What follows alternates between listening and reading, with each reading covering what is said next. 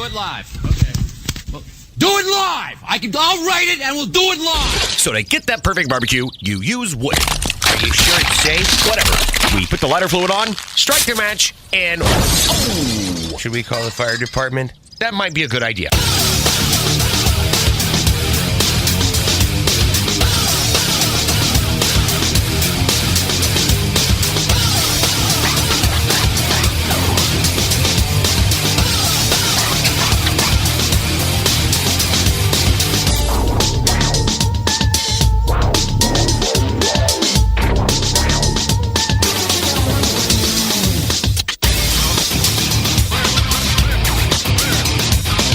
Hey, good evening, and welcome to the really big Barbecue Central show. This is the show that talks about all things important in the world of barbecue and grilling. This show originating from the Rock and Roll Hall of Fame city, Bomb City, USA, Cleveland, Ohio, the barbecue capital of the North Coast. I'm your program host, Greg Rempe. Happy to have you aboard here on your Tuesday evenings, live fire fun and survival show. If you want to jump in on the show tonight, here's how you do that. You can get in touch with the show by sending an email to Greg at bbqcentralshow.com. Follow us on all the social media channels at BBQ Central Show. And be sure to subscribe to the show podcast feed on your favorite podcast platform. Anything else you want to find out about the show can be found at the main website, thebbqcentralshow.com. And here's what's happening in case you didn't get the newsletter coming up in about 12 minutes from now. And it's something I have been teasing for weeks, if not months. And tonight is the night it all comes to fruition, if you can believe it or not. There will be no less than at least $600 worth of pepper grinders, totaling count them, 3 units between me and my guest, Dr. Barbecue, Ray Lampe, Barbecue Hall of Famer, Barbecue Central Show guest Hall of Famer, multiple-time author, TV show host, contestant, chef, spokesperson, the list goes on. You know Dr. Barbecue. The proprietor of Dr. Barbecues in the greater metropolitan Tampa area. We will have 3 pepper grinders at our disposal, but not more than 3, totaling $600. For instance, right here, if you're watching on video, if you're podcasting, you'll have to go back and check it out here. I have a very silver-looking pepper grinder that is $200. I also have, of course, the black pepper grinder right here. You know it as the Pepper Cannon. Cleve Owens was on the show talking about it. $200 retail unit. And then Ray also has a version of the Black Rain, but that was the silver one that I was showing you on the picture. That's $200. So quick math tells you that between the two of us, there's $600 of pepper grinders, and I'm going to champion the Pepper Cannon. Ray will be championing the Black Rain, and we have a host of paces to put them through in hopes of deciding which $200 pepper grinder will end up being the one I recommend and then which one Ray would recommend. Because here's the bottom line. I continue to say $200 pepper grinder, and you continue to say no. Get that big stuff out of here. But the bottom line is there is a market for it, however niche or niche as it may be. There's a market for it. They're selling. The guy that created Black Rain is selling them. The guy that created the Pepper Cannon is selling them. So somebody's buying them. And especially now as we close out 2022, if you're looking for a unique gift, if you know somebody is really into black pepper, cracked black pepper, being able to control the grind, something that will be the next one and forever pepper grinder they will ever get in their life, then this is something you're going to want to watch and take notes on. Perhaps touch base with either Dr. Barbecue or myself after the fact, because we have had extensive experience, hands-on experience. Me with both ends, both the Black Rain and the Pepper Cannon, and then Ray with the Black Rain. So it seems like it's a hot mess of a segment, but no. When you put a Hall of Famer on the docket and you have somebody that is established and such an entertainer as I am and one that knows how to make segments happen from a production standpoint, this can only live to what we hope would be mediocrity. 35 past the hour, we will find our regular visiting guest in the fourth Tuesday, 35 past. Derek Riches from DerekRiches.com. So we'll quickly talk about any last-second Thanksgiving tips that he has. It's Tuesday and Thanksgiving's Thursday. So if you haven't taken the turkey out of the freezer, you can very unsafely defrost it. I don't suggest that. You might be screwed in a safety way, but we'll talk about it. And then, as time allows, something that has basically taken me a year to get to, blue steak. And as time allows, we will get to the internal temperaturing of your pork ribs. Seem weird? Seem like a travesty? Seem like nobody's really doing that? No, you're probably falling behind at this point. I remember when I started temping my ribs about a year ago after hearing about it for a year from DivaQ, made all the difference in consistency in my rib cook. So that's what we'll be talking about Derek with. Then we'll move to the second hour. And it is the fourth Tuesday. And in the second hour, you know where we're going. The embedded correspondents show up again. John, Rusty, Doug. We're going to be talking about a brand new round of 100% surety questions. So if you're taking me in through Clubhouse, stay there. You have an opportunity at 10:14 Eastern to come on and answer the surety questions with us. That's 100% yes or no only. And then we have some other topics to dive into once we're done with those, not the least of which is our own personal reviews of what is on its farewell tour, allegedly, from McDonald's, the McRib. And we will also then touch on the second mandated item, the seared tips from Beyond Meat. Could we find them? How did we like them? If we found them, all that good stuff. So that's how the show is laying out here this evening. Don't forget, you can follow me socially, Instagram, Twitter, TikTok, Snapchat at BBQ Central Show. Live streams of the show going on right now between Facebook and Twitch. Also over on YouTube, where we have a this week's poll going up.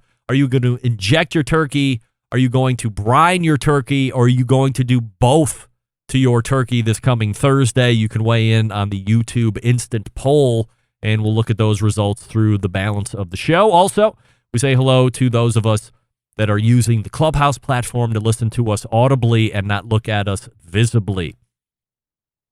Show feedback from last week. Sam in New Jersey writing in, Greg really enjoyed the Sterling Smith interview from last week. I appreciate that he came so close to the World Food Championships title last year in barbecue and doubled down his efforts to try and get it this year. It seems like hard work is paying off for Sterling. I've had his rubs before. I enjoy them. Thanks for a great interview. Regards, Sam. By the way, I listen to podcast only. Well, Sam, thank you for writing in. And hopefully Smitty gets this on podcast or he's watching live now and hears what a fan you were of his segment. Bill in Kentucky writing in, Greg, I know you get a lot of emails talking about how much people enjoy your segments with Sam, the cooking guy, because of the witty banter you guys have and share between each other. Might I suggest that a close second to Sam is Jess Pryles? I thought the segment Tuesday night was great. I have heard her on other podcasts before, and she seems to stay pretty on topic with those people. However, she was much more relaxed when she's on your show, and it's fun to see a different side of her. Great show, and keep up the great work. Regards, Bill. Bill, thank you for writing it. And closing it out here for feedback on the show from last week, Don in Texas writing in, Greg, I've been listening to your podcast for about a year now, and I just wanted to tell you how much I appreciate what you're doing for us and the barbecue fanatics. The expertise of your guests and the diversity of subjects you discuss is outstanding and enlightening. My question is about your barbecue sauce. The first time I made it, I didn't have Texas pepper jelly, pineapple habanero, but I do now. How much of the jelly should I use in the base recipe? Thanks again, and keep up the great work. Regards, Don. Don, thank you for writing it. Well, here's the bottom line, Don. You don't need, when you get that recipe after you sign up for the newsletter, you don't need Texas pepper jelly. It is not a staple requirement as all of the other ingredients are. To me, those are staple ingredients. Texas pepper jelly is something that is a little bit extra. Take it over the top, add a little bit of sweetness. Pineapple habanero will also add a little bit of heat. If you really want to amp up the heat, use cayenne pepper as well. Whatever you like, whatever your heat tolerance is. But to me, and after you're done cooking it, you get it to the color, the consistency that you want.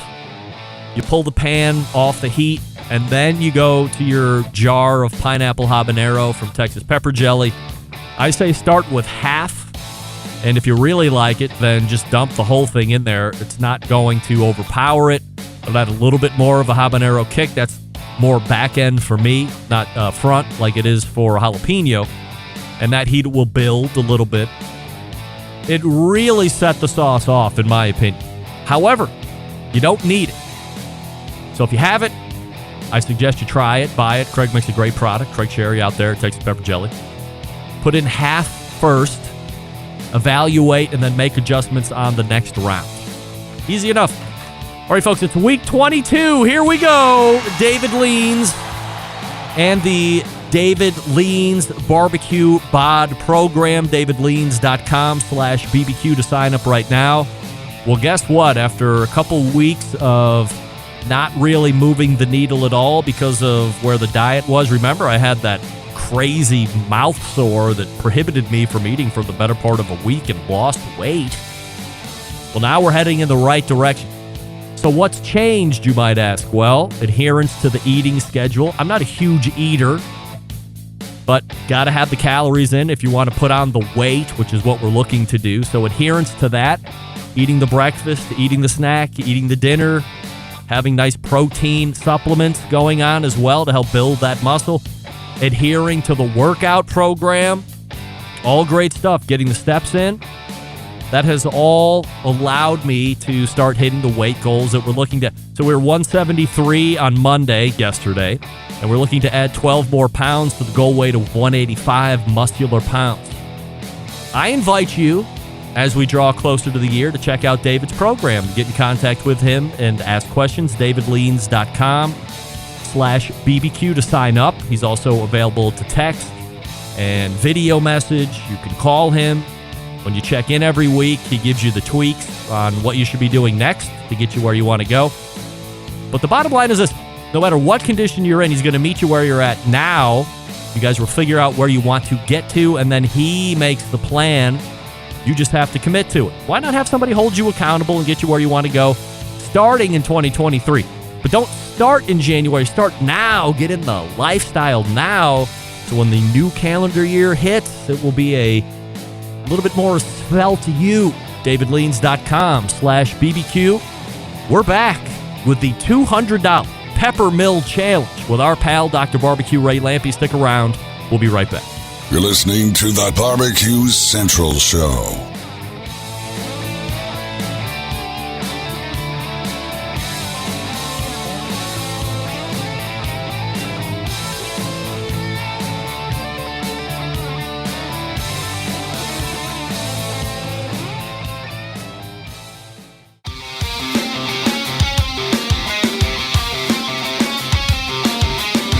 Broadcasting live from the Barbecue Central Show studios in Cleveland, Ohio.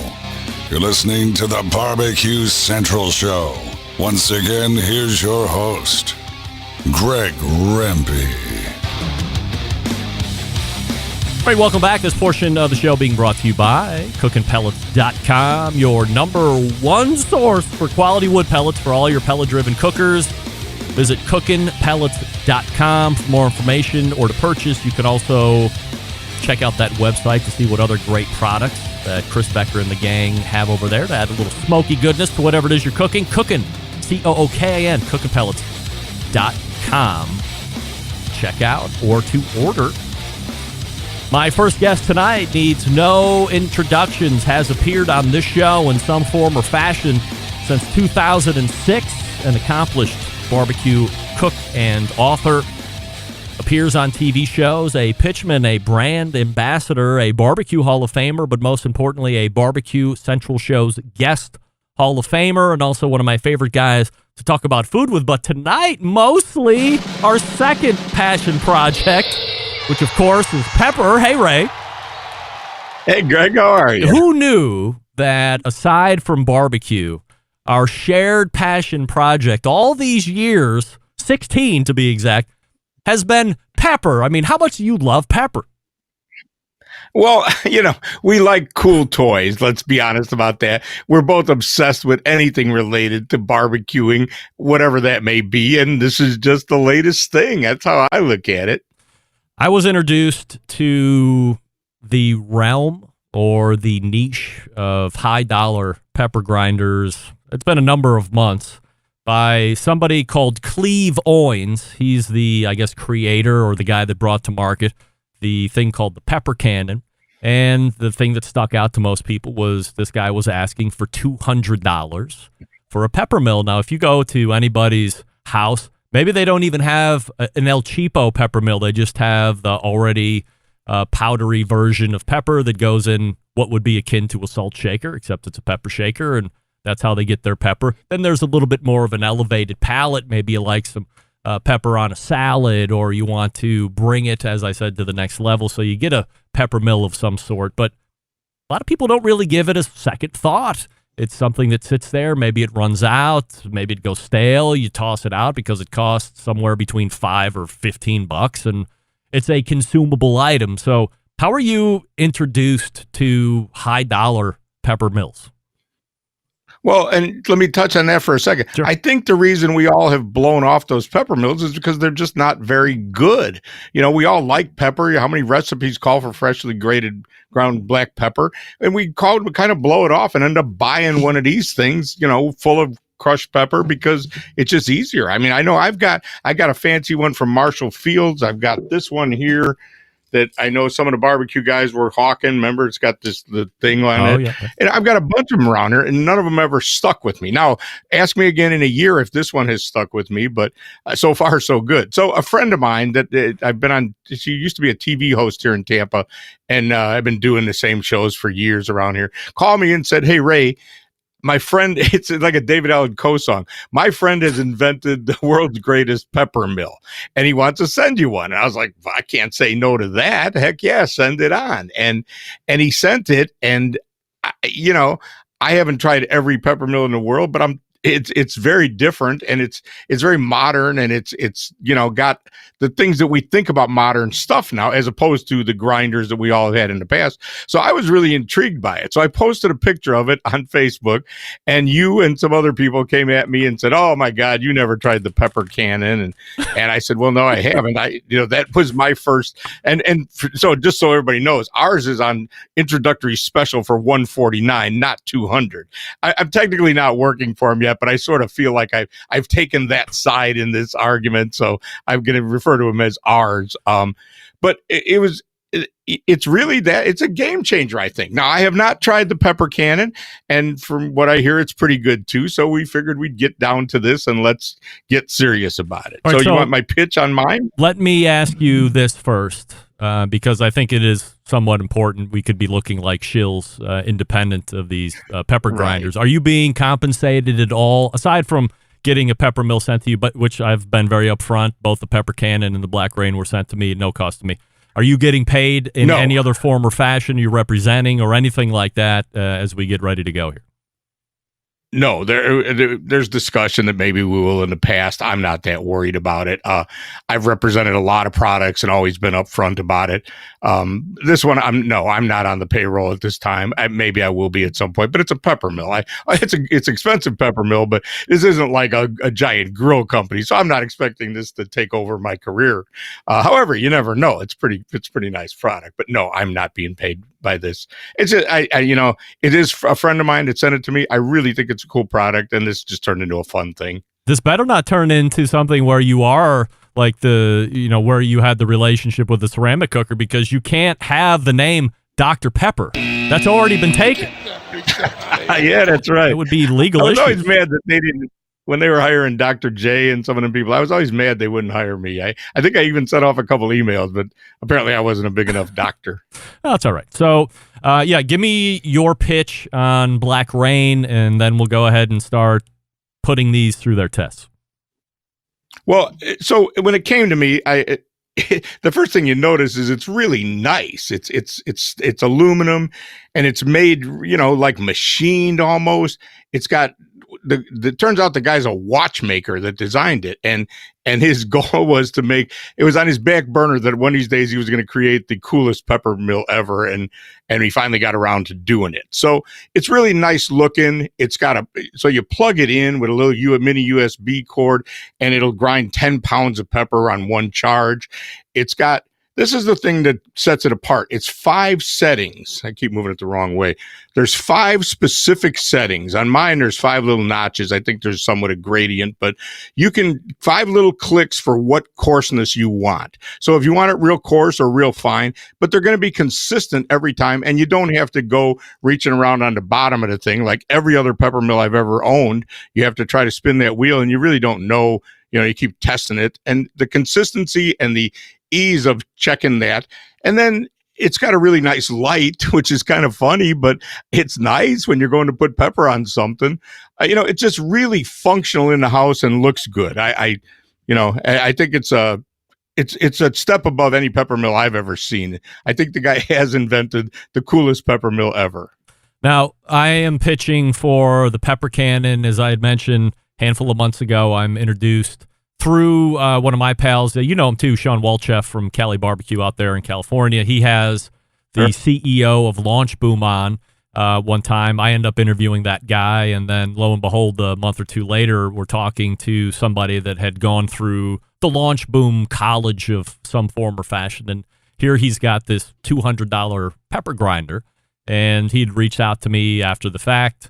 I immediately asked him to come on the show just to talk about his experience with Launch Boom, since that had been a tie back to a previous guest. And he said, "Boy, I'd just love to send you one of these pepper grinders and see what you think." And so he sent it off to me, and I started using it. And where ours are now going to differ is, as I open it up, here's a shot from the bottom here. So I do have to reach underneath and make my adjustments in order for finer grind. However, unlike most other ones that you're going to have to go under the hood, make these adjustments on, there are tangible clicks. There's 36 clicks going to either direction, fine, all the way 36 clicks, or all the way back 36 clicks to get you to what would be, I guess, akin to a cracked pepper or the largest grind that you could get. So depending on how you like your pepper, you can kind of set it and forget it, but if you want to make adjustments, you will have to continually make your adjustments to finer or larger on your chunk. Is that big of a deal to me? No. I would make the sell, of course, that I am able to continually adjust mine instead of being stuck at 5, although I don't know how many adjustments I would make more than 5. So I think Black Rain certainly has an idea of taking a lot of the consumer's choice away from them without having them realize that they might be missing it one way or the other. So there's 36 clicks here. And then as far as refilling, which has always been my pet peeve on having the old half-ass Peppermills, you have to unscrew a nut at the top. It's very awkward. Maybe you lose the nut, it runs underneath and goes underneath the dishwasher, and now you're stuck trying to refill it. Do you have a funnel that's small enough? Are you going to cup your hand over it?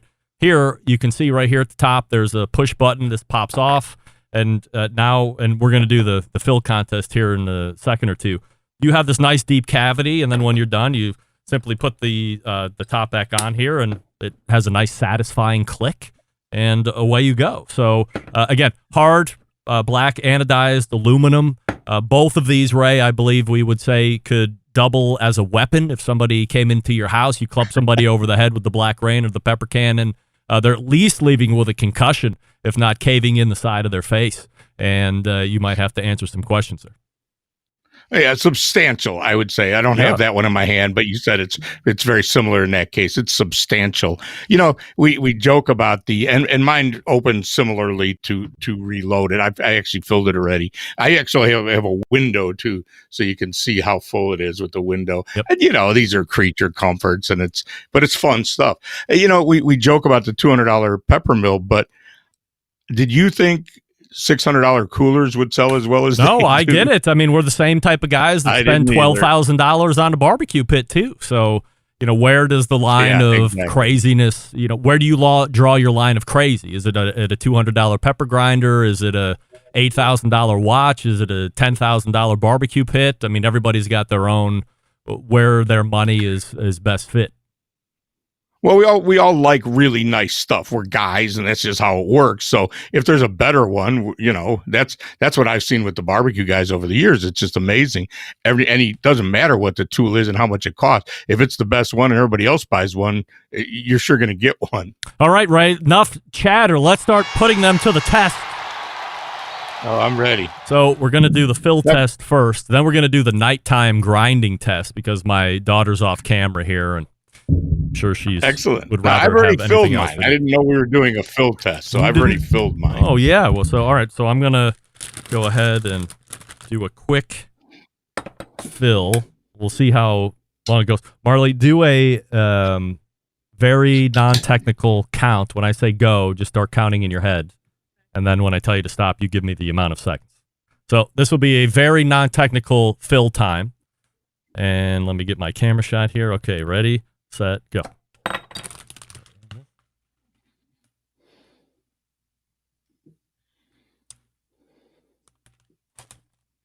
I want the peppers to run over. Very convenient. There we go. I'll give you that. 11 seconds right there. How about that? Yes. 11 Very seconds. nice. Mine would be similar, though, because it pops off really. It pops in the middle, and I don't know that it's quite the quantity, but it's plenty. Yeah, that was that's Greg, quite a deep cavity there. I mean, that took quite a bit. What kind of beer will you be drinking during the grind off? I probably won't be drinking any beer, of course, but we'll see about that. Just 1 second, Dr. Barbecue. So, all right, so I'll be drinking an old style, just in case you're wondering. Let's go old style. Wow. Let's go to the let's see. Can I do this? We're going to go to the grind off here, and let's do grind option. So let's see your finest, and then you go through yours. See if you can press them down there. I'm going to go through mine. I'm already at. Are you going to do all 36? No, I'm going to go like every 4 or 5, and then. Okay. Here. All right. That's my fine right there. It's very nice, very fine. Okay. And I mean, right there is enough pepper for a pot of stew. So, you know, speed is kind of not a thing. Okay. I'm making different piles here so we can see. Oh, okay. All right. Now. You did not go for the custom setup where you could have your beer and your grinder. No, I didn't. So, like right here is the finest. Then I did like 6 or 7 clicks up. That was next. 6 or 7 up from there, and then this was fully open for black pepper, and that was 2 turns, 2 manual turns. So quite a decent amount of pepper there. So let me go ahead. There's my course right there. All right. And there's the middle is where I generally keep it. I like a little bit of texture to my pepper, but not completely. All right, so now we're gonna do. Marley's gonna count to 15 in her head, and we're gonna go mass grind off. We're gonna see what it looks like. So, do you need to change your thing out, or are you just gonna go into the measuring cup there, or what do you want to do? Yeah, I'll just pour this off into the measuring cup. All right. I can tell everybody is at a fever pitch here in the chat room. Everybody's very excited to see how this is going to go. Are they excited about it? Yeah. Oh, yeah. You bet. They're deciding, are they getting their credit cards flinching right now? Yes. Okay, ready? So we're just going grind off? Yep. 1, 2, 3, go. Now look at how nice with my 9 LED lights. You can see mine in the light very nicely. If you happen to be camping, you could be grinding this excellent pepper. Stop. All right. Wow. I have, I believe, what they call. So let's see. There's. Let me blow it up. There's Ray's pile there, and then I don't want to say I kicked your ass, Ray, but there is a substantial amount of pepper right there. I mean, that is insane. Wowee. I'm not sure exactly. Okay, look. I'm not sure why I would need that much pepper unless I was doing a whole brisket. However, I'm not here to, besmirch my favorite Peppermill at the moment, but that's a lot of pepper. So if you need a lot, that's certainly getting you there. It looks like volume is definitely going to be your thing, and I'm willing to concede that one. However, I probably got more pepper than I'm going to use all day tomorrow on Thanksgiving or Thursday on Thanksgiving that I ground in the 10 seconds. So I'm comfortable with the quantity, and I got to enjoy a beer while I was grinding, and you did not. I did not, but as luck would have it, A, I don't drink, so no problem, and then B, I didn't break a sweat cracking all that pepper either, so those grinders really get through it. Also, notice this, the pepper cannon does come with this nice little cup that fits underneath here, so if you wanted to grind directly into the cup, I believe this was 1/3 of a cup measurement, so it has that nice little feature alongside with it. Now, let's do something that I know I can't do, but we have to show this because, you got it and I don't. The grind off at night. So Marley's going to be going around the backside here and turning off all the lights. So for anybody watching, don't go nuts here because it's going to be very dark here in just 1 second. She's got to get the studio lights off here. Other one. There you go. So now we're turning off here. Get a little traveling music going on here while we wait for Marley to get the lights on. Yeah. Soon it's going to be really dark. And then I'm either going to have a mess of pepper somewhere or not. I don't blame me for this part of the segment. All right, ready? Set. I'm ready. Go. Well, look at that. All right. We can clearly see mine. I don't know what's going on with you. Yeah, well. You forgot to change cameras. But let's wait for the light to come on. Oh. Wait a minute. I see pepper on the table there because in the dark you missed your plate. Mine stayed in this nice tight pile here, so. Yeah, see? Look at that. It's a little bit of a mess. Clearly a problem. Yeah. The light would have saved you that. That's yeah, no doubt. All right. So now I feel like people in other countries would want to hit me because I've wasted a tremendous amount of pepper here, but that's all right. I've got mine ground for the whole day of Thanksgiving, so I'm good. So we got about a minute left, Ray, and we've done it all. I think coverage from a coverage standpoint, we might agree that we would be at a push here from either you hold it up high enough, you get your grind right. I think coverage is going to be good. So, in your estimation, who takes the cake tonight for best pepper grinder, the Black Rain or the Pepper Cannon?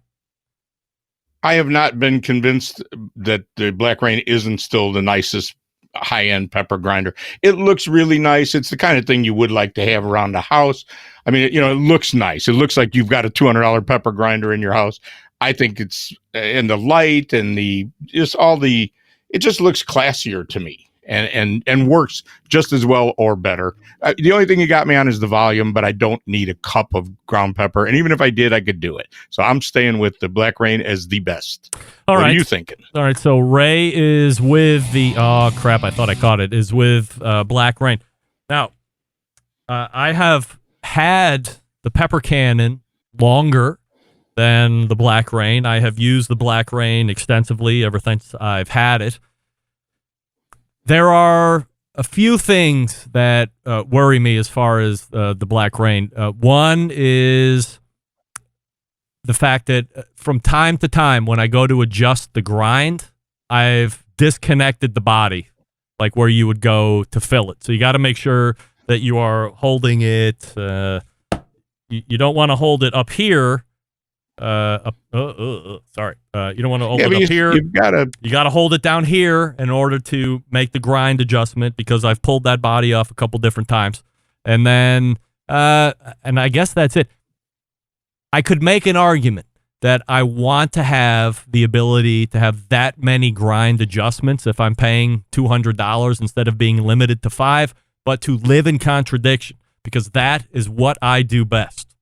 Perhaps taking 36 options out of your hands isn't such a bad idea, so I don't think Jimmy missed the mark on that, but if I'm going to spend $200, I guess in the end I want those options. So by a hair, I would say the Pepper Cannon probably takes it for me, although from an aesthetic standpoint, I agree with you. Black Rain is certainly great. And by the way, not only does it come in that nice chrome or high polish, you have an option of, red if you want it. You can see it right here. And this is how it actually shows up with the charging cord, the unit itself, and also a bottle of pepper if you'd want. I believe there's also a black option as well. So by a hair, it's Black Rain, but I mean, either or.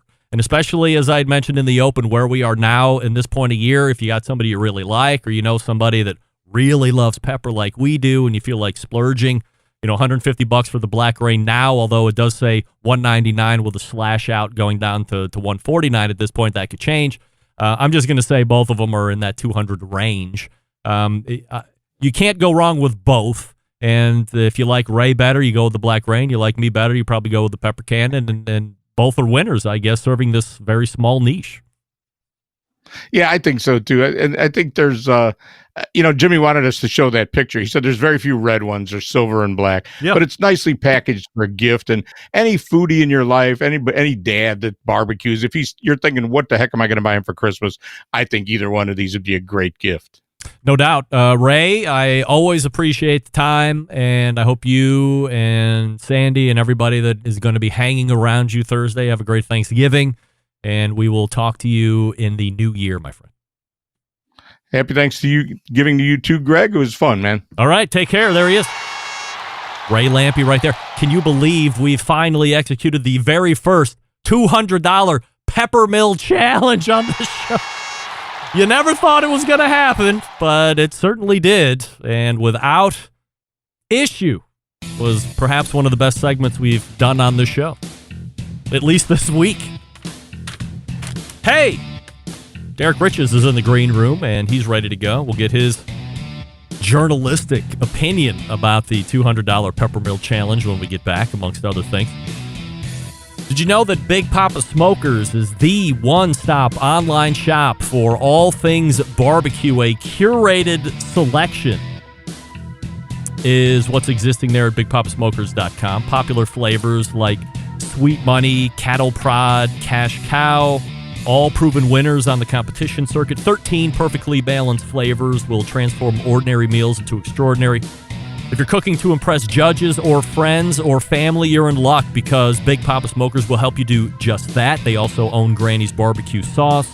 So if you're looking for a new go-to sauce that will please everybody, Granny's traditional yet powerful flavors remind us of why we fell in love with barbecue in the first place. And aside from the rubs and sauces, they are selling cookers, and you know this. If you're looking for a versatile smoker that's easy to use, check out that Mac 2-star General Pellet Cooker, Big Papa Smokers, the exclusive Mac dealer, even offering special packages. If you're not a fan of pellet smokers or you don't know what kind of grill you need, why not call them? 877-828-0727. That's 877-828-0727, or shop their website at bigpapasmokers.com. That's BIGPOPPA smokers.com. We are back with Derek Riches right after this. Stick around. Be right back. You're listening to the Barbecue Central Show.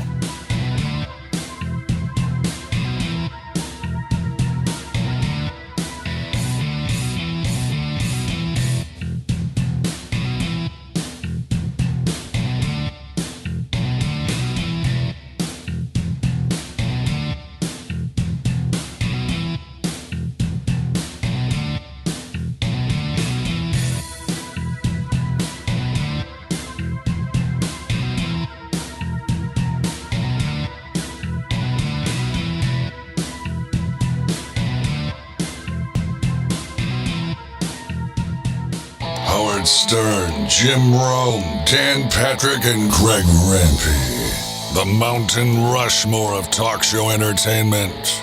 Now, let's get back to the Barbecue Central Show. And we thank Ray Lampe for joining us last segment for the Peppermill Grind-Off. This portion being brought to you by Fireboard. Monitor up to 6 different temperatures simultaneously. Connect to Wi-Fi for cloud-based monitoring, or connect via Bluetooth. If you have Alexa or the Google Assistant in your home, you're in luck because Fireboard is fully integrated with both. Find out more by visiting fireboard.com or call 816-945-2232. It is the fourth Tuesday of the month, and that means it's time to go to the hotline and welcome in the most respected name in barbecue journalism to date. He's also an author, and he runs a website, and he's here on the show the fourth Tuesday of the month. It's Barbecue Central Show's guest Hall of Famer, Derek Riches. Hey, Derek. Hey, Greg. How you doing? I am absolutely fabulous. All right, Derek, so you are a journalist of the highest order. I don't know how much of the highly touted and hotly anticipated $200 Peppermill grind-off you got to take in, but what do you think? Are we just throwing darts at the wall at this point, trying to clean up 2022, or is there a market? Oh, of course there's a market. There's probably a market for a $500 pepper grinder. There probably is one. You think? I don't know. I'm not going to say that $200 doesn't sound like a lot of money, but $500 for a pepper grinder does sound like a lot of money. Yeah, at that point, it's probably just decorative.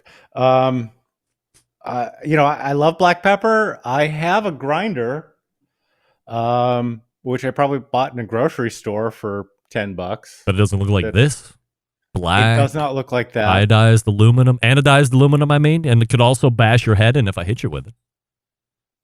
Well, I've always wanted one of those like 3-foot like pepper grinder things they have in like the COVID safe pepper grinders. Yeah, put it, that you can display, kind of having a rack on the side. That would be cool. Yeah. The thing for me is I buy black pepper at different meshes because it's more consistent that way than if you run it through a grinder. And, so I think I've got 4 different grinds of black pepper in the cupboard.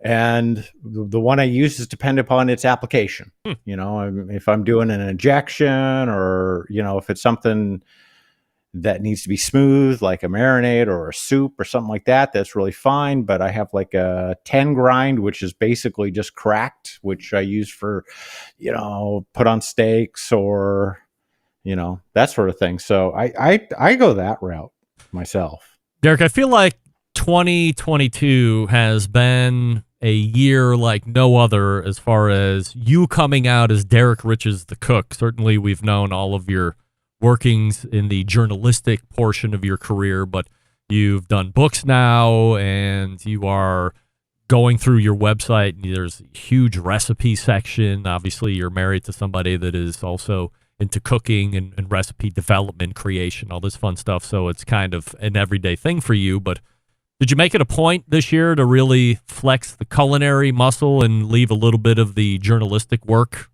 behind? It's just kind of, that's the way the year's kind of gone. I mean, we did 2 books in a little over a year, and it was start to finish like 18 months from the beginning of the first one to the publishing of the second one. And that's just, that just occupies a lot of your entire life. So yeah, I mean, there's just been a lot more of that stuff, I guess. I've got journalistic pieces, like 4 of them, kind of waiting around, but it's not that it has been a slow news year. There's been certainly plenty of things, but not a lot of fruition on stuff.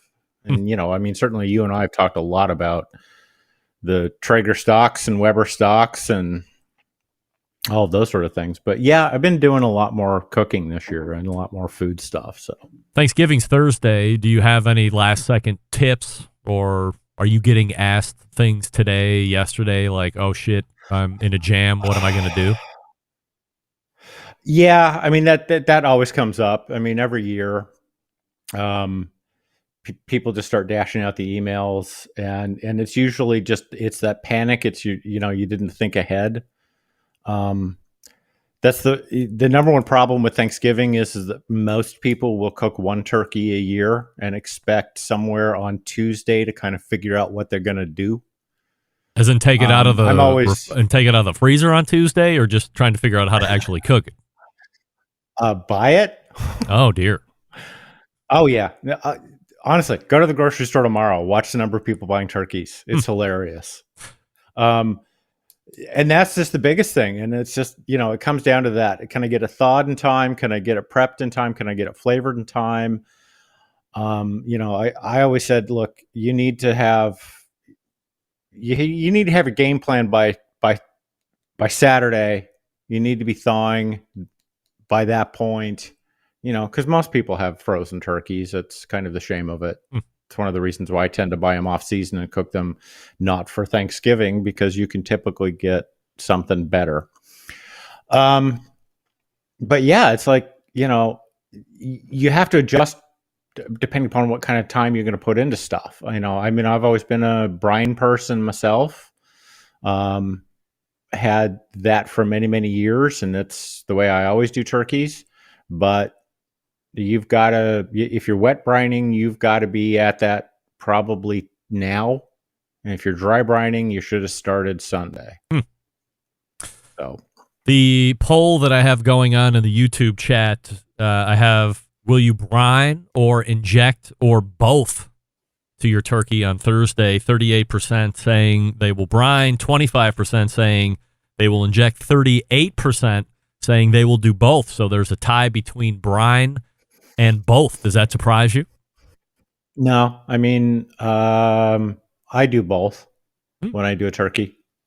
For me, the brining is kind of laying in your groundwork and your salt and your hydration, and your injection is, adding that extra layer of flavor. Oh, I'll do brine, injection, and then, like a deep rub. So, and that goes under skin, not over. You take off the skin altogether? I don't take it off, but I work it away from the body as much as possible. There's a bit of an art form to it, but you've got this large opening, and the thing of it is the skin is separated from the body at that point. You can work your way in, get your rub all the way in, and coat it from that way. And think about it from the perspective of flavoring the underside of the skin. And, that way you're looking for that evenness and that consistency of the flavor. It's going to pass into the meat. So, that's my strategy and then typically I'll baste. So that's like 4 flavoring profiles for a turkey, but there's a lot riding on it, particularly if you're cooking for a lot of people. Beginning of the year, Derek, Tim McKeska was on the show, and he said where pork and beef prices might start to moderate a little bit, the one thing he started to tease out of the brisket talk before we circled back maybe a month or two later and started doing pork talk was that there was going to be a turkey issue. There was avian flu. There were scores of turkey that are going to get slaughtered in order to remain safe. I had followed back up with him maybe a month ago and asked him if this is still what we were looking at. He did confirm more or less that there were more slaughters of some bigger birds, so that the 20-plus pounders were going to be hard to get, but you were going to see a sharp increase in price over what you had seen in the past, but show me something that isn't substantially more this year than it has been decades and decades before. Yeah. The question, long-windedly, is this: turkey shortage, conspiracy? Because everywhere I go, and Malcolm Reed has said the same thing on his podcast, a plethora of turkeys anywhere between 10 and 18 pounds. Oh, yeah. No, I haven't seen a shortage. So was that just a drive to get people out to buy turkeys because I don't there's a shortage coming? we have gotten into this habit, this hysteria of shortages. And the second someone says, oh, there might be 1% less of something, everyone's hyping, oh my God, we're going to run out. There's not going to be enough. And I have yet to not find something I'm looking for. You know, I didn't run out of toilet paper. I didn't run out of any of that stuff. All that, you know, I have never not been able to find a brisket. I've never not been able to find, you know, there's never not been a turkey at the store I go to, or the 3 different stores I go to. I just think that it's become such it's become kind of like a sign of the times. I don't think there's a shortage. I'm not seeing it. Maybe, you know, prices are a little bit higher. I have seen more people, you know, I've seen more searches in just kind of the analysis on that for, you know, ham, prime rib, which, you know, that's not going to be cheap, but, you know, so a bit more of the alternative. But I haven't seen a problem with sizes. And, you know, usually when it comes to turkeys, you know, if you're cooking for a lot of people, I say skip that 24-pound bird. Yeah. Get yourself a couple of 14 pounds or 16 pounds. You know, do 2. Particularly if you're cooking outdoors and you've got the space for it, you know, go that route. You're actually going to get a better turkey that way. On November 17th, so roughly a week ago, you do a blog post about when are pork ribs done? Pork ribs internal temp. This isn't like new, but I think more and more people are coming around to buying into this. So what was the impetus for writing the article, and then tell us a little bit about it? I just getting more and more questions on kind of like, how do I know when my ribs are done? And I think partly from the standpoint of people expecting to know, you know, it's like, oh, there's got to be a quick and easy way for me to know exactly when my ribs are done. And it's just messing with my head, seeing that go by my screen. High tech. And I wouldn't have seen this 10 years ago, but because of all the temperature control cookers and because of all of these temperature monitor things, people want to know what's the temp for ribs. I didn't used to think about it. You know, I mean, I used to cook 20 racks of ribs at a time and never once have it enter my head as to what the temp should be. Done is done. You know, I mean, there's an old adage of barbecue. The meat's going to tell you when it's ready. You just need to be smart enough to figure that out because it's telling you. So I tried to put this piece together to kind of say, look, there's a lot of different things you want to look for. And you can temp check ribs. You know, beef ribs is another story, but pork ribs, it's a bit more of a challenge because there's not a lot of space for you to work with. But if you test along the center between the bones, about 4 different, you know, spaces between the bones, you're going to get a pretty decent idea. With spare ribs, you're going to go to kind of, you know, the standard barbecue temp around 200. I think baby backs are done a little bit faster because there's a less fat content in the meat itself. So you want to go a bit lower. You're going to get too dry. But really what I'm talking about in this piece is, you know, look at these other factors. How's the meat pull back from the bone? What do the bone ends look like? How does it bend? You know, I mean, that's, you know, the bend test is one of the old staples of barbecue. Just, you know, you'd see these old guys grab at the tongs and just see the way it flexes. And it's like when it starts to flex almost as easily as it was when it was raw, you're about done. You're done there. So this was just my way of kind of like trying to explain it in a way that I think people can understand a little bit better, because I think there's a lot of crappy information out there. Do you believe in it? Are you somebody that tempts it, or because of your experience, you're just a pick it up in the center and look for the crack or look for pullback or all the other telltales? I temp check things that I'm cooking rare or medium rare. I don't tend to temp check barbecue. You temp chicken? I'm looking at, yeah. Okay, we're done. Sorry. Sorry. Playing you off now. Good grief! I didn't know my acceptance speech went that long. I tend to actually overcook chicken, so I don't worry too much about it. But I will temp check poultry just because I'm paranoid about it a little bit. As a youth, I had a bad turkey experience, which kept me sick for about a week, and that's when I learned not to trust my parents' cooking. So yeah, but no, I don't temp check a lot myself. For me, it's a matter of feel. You know, a brisket's done. You should be able to feel the way the brisket is, but that takes time, and that's the problem of it. It's like, you know, you tell that person who's just starting out, "Hey, this is when your ribs are done." It's like, no, get your thermometer, check it out, get the feel, get the look. But that's what you need to be doing. Compare that temperature with what you're experiencing. What's the color? What's the density feeling like? What's the texture feeling like? Use that as a tool to teach you how to recognize doneness in what you want to cook versus relying on it all the time. I mean, there's a myth about the precision of temperature of these thermometers. I mean, you can buy one that's accurate to 1/100th of a degree, but if you don't put the probe in the right place, you're off 10 degrees. Yeah. And your computer-controlled cooker, I mean, you and I both know fully when that thing says it's 225 degrees, it could be 185 or 255 where you're actually cooking. Don't believe the numbers. If you are interested in this particular topic, go to DerekRiches.com. It'll be right on the homepage. You can click in and read through it.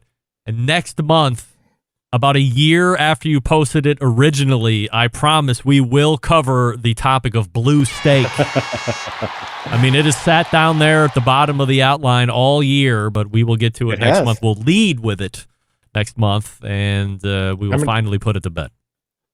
I'm going to have to go back and rewatch your exchange with Sam, the cooking guy, that got so heated. Well, I'll bust it down to you in 5 seconds. He questioned if I knew what a Pittsburgh steak was. We went back and forth. We questioned each other's manhood, and that was it.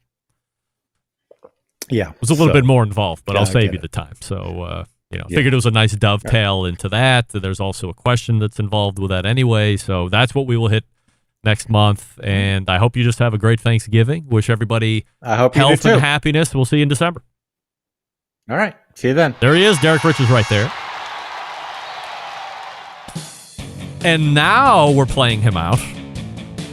DerekRiches.com is the website. So if you want to get a little bit more info on when pork ribs are done, go over to the website, DerekRiches.com, and check it out. Or if you want to go back about a year, in December, he did a topic on blue steaks. We will talk about that in December, about a year after he originally posted it. We will be back to wrap the first hour right after this. Stick around. We'll be right back. Continuing to produce incredibly mediocre content in an exceptionally professional way. You're listening and watching the Barbecue Central Show. Once again, here's your host, Greg Rempe. And we thank Derek Riches for joining us last segment. DerekRiches.com is his website. There's a whole bunch of turkey information, so as he was mentioning at the top of the interview, if you're somebody that is a procrastinator, you've let it hang out all the way through today on Tuesday, and you're really going to get after it tomorrow on Wednesday, 24 hours before you actually have to start cooking that Thanksgiving meal in whatever form or fashion you're going to do that. If you're going to fry the turkey, it's a little different, but don't put a fried turkey in hot oil. Don't do that. Be one of those guys on YouTube. You don't want to be one of the guys on YouTube. Trust me. His website is DerekRiches.com. So go ahead and check that out. All right, we are heading to the second hour. Refresh your libations, as will I, and we will see you here in just a few moments. You are listening and watching the Barbecue Central Show right here on the Barbecue Central Network. Stick around. We'll be right back.